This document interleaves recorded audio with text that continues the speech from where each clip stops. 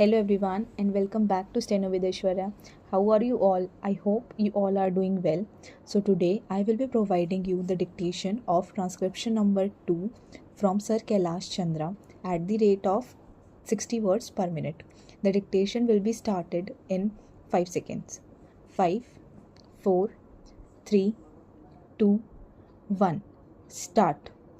I should like now to make a few observations on the budget.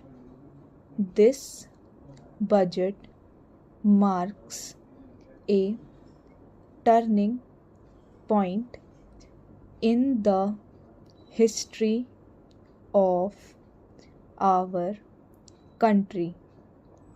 It is no use attempting, as some of my friends have done, either to deprecate the budget very strongly or to suggest that we are not witnessing a new revolution in our methods of fiscal training and technique.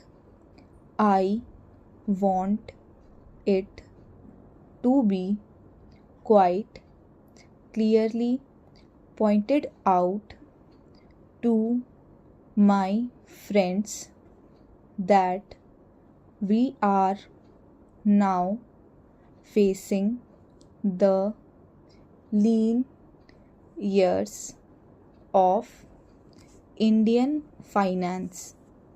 Hitherto, we had revenue surpluses, which were a form of public saving and which were meant to be utilized for capital development. Hereafter, this form of revenue surplus would not be available. We have therefore to find out ways and means of implementing our great program of national reconstruction at minimum cost.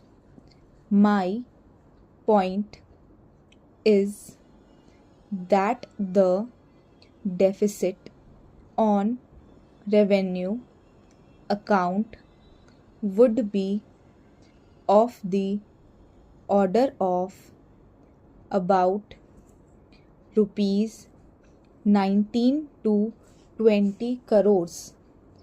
Here, let me point out that I do not agree with those of my friends in the finance department who have attempted to suggest that rupees 9 or 18 crores which are obtained from Pakistan should be put to the revenue side of the budget. They are to be put on the capital side, but that does not seriously alter the trend of my argument. What I am suggesting is that we would have to be prepared for a deficit of a much higher order even on the revenue side. That itself should make us realize that there are very many problems which we have to face and that we have to undertake ways and means of increasing the resources of our country so that it might be possible for us to have a greater amount of surplus or a greater amount of public saving for the purpose of financing capital development. The finance minister, in the course of his speech, Mr. Deputy Minister pointed out that the deficits during the past 2 years were of the order of rupees 83 crores. I venture humbly to disagree with him because I feel that when we are talking of deficits, we must take into account the overall deficit incurred by the central government, and that would be of the order of rupees 200 crores. During the years of relatively light expenditure, we had a shortfall of about rupees 200 crores.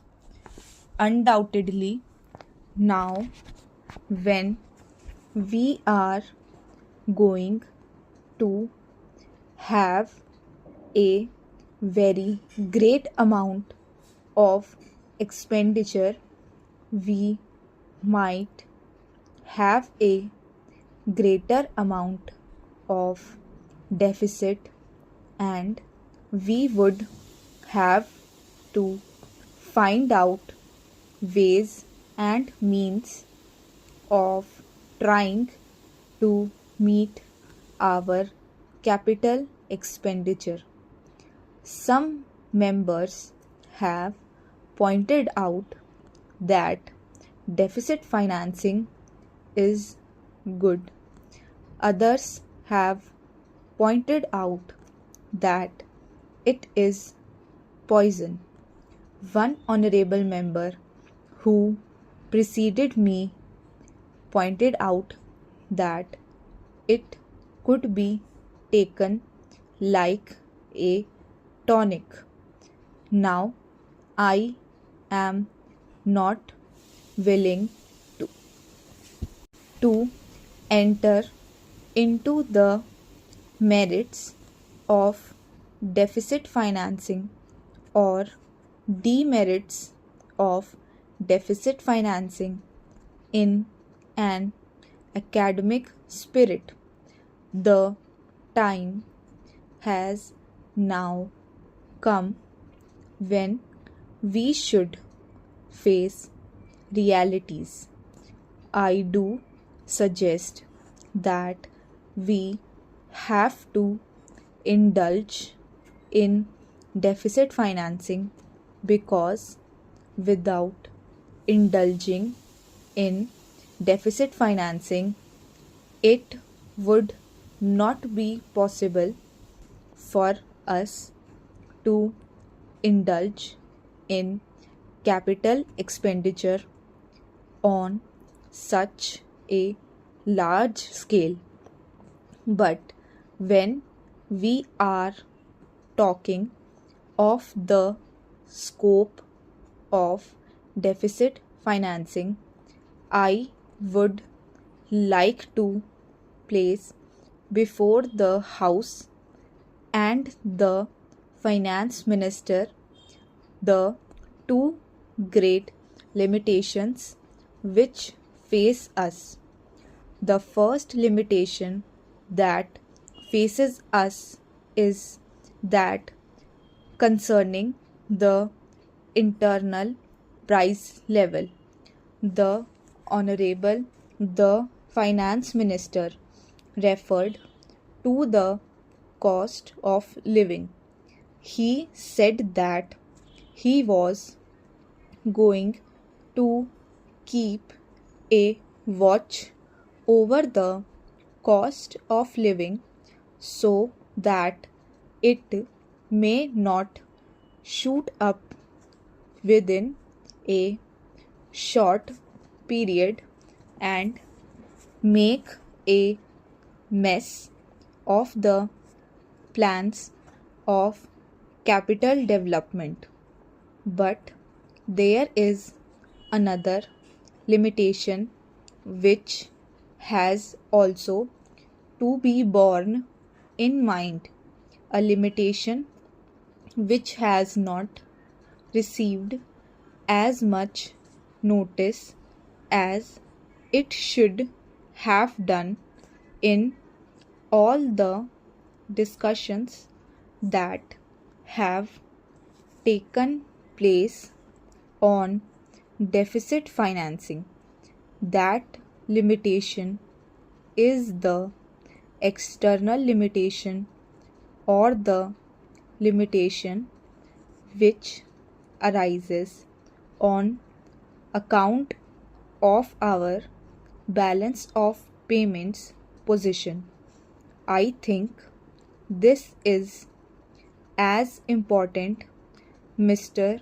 Deputy Speaker, as the internal price level, and I should like to elaborate that particular point a bit more because I feel that a time will shortly arrive when we might have either to reconsider our policy or might even have to leave the sterling club of which we are a member.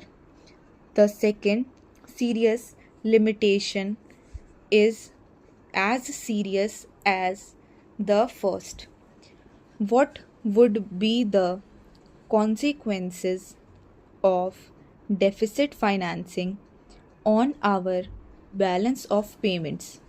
The Finance Minister, in his budget speech, points out that so far as the balance of payments position is concerned, they have now, whether it is by accident or design, a favorable balance, and they have contributed about rupees 63 crores to the dollar pool during the past 6 months.